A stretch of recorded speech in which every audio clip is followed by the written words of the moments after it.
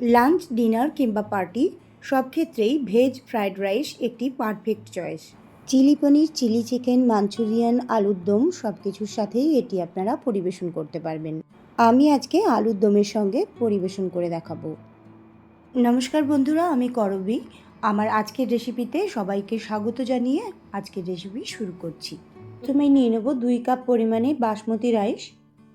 এছাড়াও আমি নিয়ে নিচ্ছি যে সমস্ত ইনগ্রেডিয়েন্টস, সেগুলোর মধ্যে সবজির মধ্যে নিচ্ছি ফ্রোজেন মটরশুঁটি, নিচ্ছি এখানে গাজর এইভাবে কেটে নিচ্ছি এখানে বিনস, হলুদ রঙের যে বেল পেপার পাওয়া যায় আর লাল, সেই দুটো নিয়েছি, আর নিয়েছি ক্যাপসিকাম।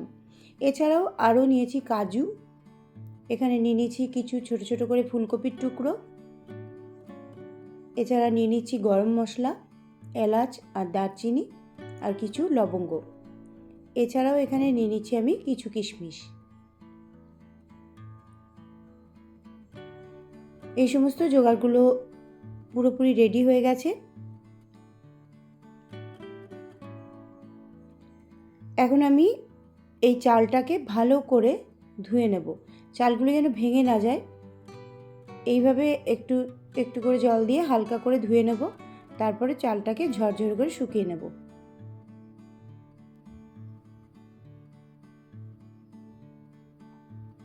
এখানে চালটা 3-4 বার ধোয়া হয়ে গেছে। জলটা যতক্ষণ না স্বচ্ছ হয়ে যায় ততক্ষণ ধুয়ে নিতে হবে। এখন একটা মিডিয়াম সাইজের হাঁড়ি নিয়ে নিয়েছি এবং গলা পর্যন্ত জল নিয়েছি, এবং ওই জলটা লবণাক্ত হয়ে যাবে এতটা পরিমাণ লবণ আমি এখানে মিশিয়ে দিলাম।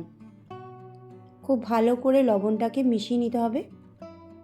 এইবার একটু সাদা তেল এর মধ্যে দিয়ে দিলাম, যাতে করে চালগুলো ঝরঝরে থাকে।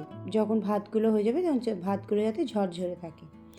এবার আমি চালটাকে এই জলের মধ্যে দিয়ে ওখানে অন্য একটা ওভেনে সিদ্ধ হতে দিয়েছি, আর এদিকে একটা কড়াই বসিয়ে তাতে অল্প সাদা তেল আর অল্প ঘি অ্যাড করে দিলাম। এখানে আমি প্রথমেই কাজুটা ভেজে নিচ্ছি। কাজুটা হালকা লাল লাল হয়ে গেলে আমি কিশমিশগুলো দিয়ে দেবো। একসঙ্গে দিলে কিশমিশটা তাড়াতাড়ি ভাজা হয়ে যাবে, আর কাজুগুলো কিন্তু তখনও কাঁচা থেকে যাবে। এবার কাজু কিশমিশগুলো তুলে নিচ্ছি। এখন আমি ওই তেল বা ঘিয়ের মধ্যেই আমি ফুলকপিগুলোকে ভেজে নেব। এইভাবে ছোট্ট ছোট্ট করে কেটে নিয়েছি। ফুলকপিগুলো ভেজে নিচ্ছি আমি। একটু লালচে কালার এলেই ফুলকপিগুলো তুলে রেখে দিচ্ছি বাদামের সঙ্গে। এখন দিয়ে দেবো ফোড়ন। এখানে আমি 2-3টে দারচিনির টুকরো, কিছু এলাচ মুখ ফাটিয়ে দিয়ে দিলাম, আর কিছু লবঙ্গ। ভালো করে ফোড়নটা ভেজে নিচ্ছি এখন। তারপরে গোটা জিরে অল্প পরিমাণে, 1/2 টিস্পুনেরও কম দিয়ে দিলাম। এবার দিয়ে দিচ্ছি আমি কেটে রাখা গাজর, বিনস, এই দুটোকে দিয়ে ভালো করে আগে ভেজে নেব। হালকা ভাজা ভাজা হয়ে এলে দিয়ে দেবো হলুদ রঙের যে বেল পেপার, সেটা দিয়ে দেবো, ক্যাপসিকাম, লাল বেল পেপার।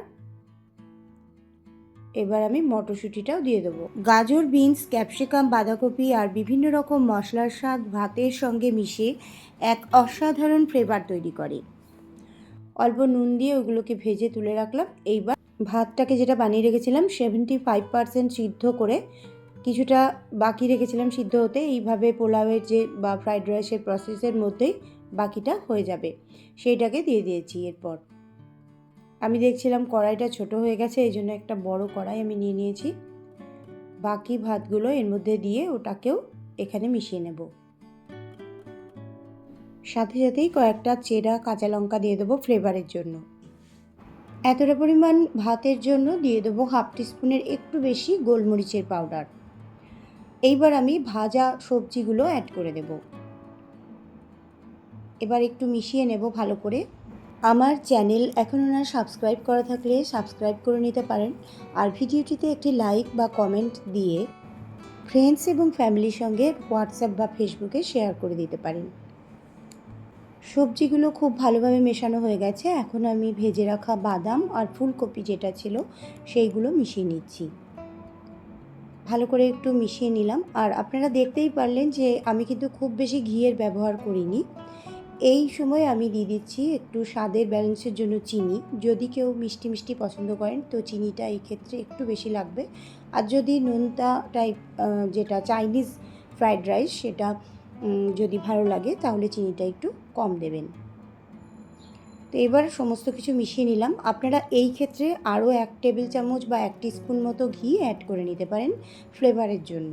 আমি এখানে কম ঘিয়ে বানিয়েছি। তো এবার আমি একটা সার্ভিং প্লেটের মধ্যে নিয়ে নিচ্ছি।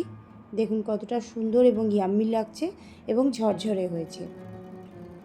এটাকে নিরামিষ দিনে ব্যবহার করার জন্য চিলি পনির বা মাঞ্চুরিয়ানের সঙ্গে ব্যবহার করতে পারেন, বা অন্যান্য দিনে ব্যবহার করার জন্য আপনারা চিলি চিকেন দিয়েও এটি সার্ভ করতে পারেন। তো রেসিপিটি কেমন লাগলো আশা করি আপনাদের ভালো লেগেছে। এবার একটি আমি থালি বানিয়ে দেখাচ্ছি ছোট্ট করে। এখানে একটা প্লেটের মধ্যে আমি একটুখানি এরকম ফ্রাইড রাইস নিয়ে নিয়েছি, সঙ্গে আমি দিয়ে দিচ্ছি